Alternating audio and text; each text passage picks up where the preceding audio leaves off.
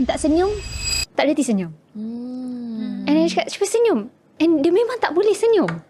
Oh, cerita sedih banyak. Sebab dekat my clinic memang kita fokus on smile makeover.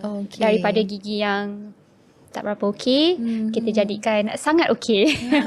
So patient ni datang, keadaan gigi dia memang dia ada crossbite, maksud gigi silang. Lepas tu gigi punya shape pun bentuk uneven.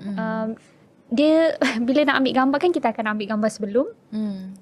Minta senyum, tak reti senyum.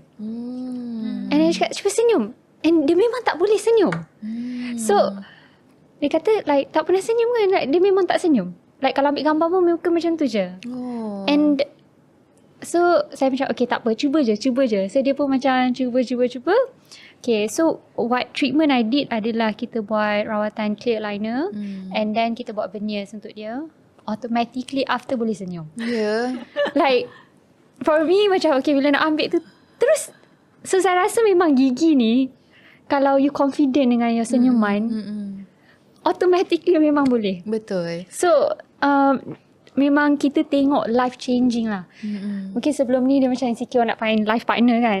InsyaAllah lepas ni no problem lah.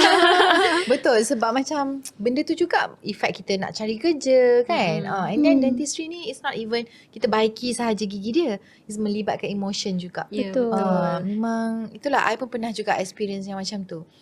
Jadi kita rasa yelah, kita sangat tengok before and after tu macam kita yang sebab kan, macam happy tengok dia orang punya.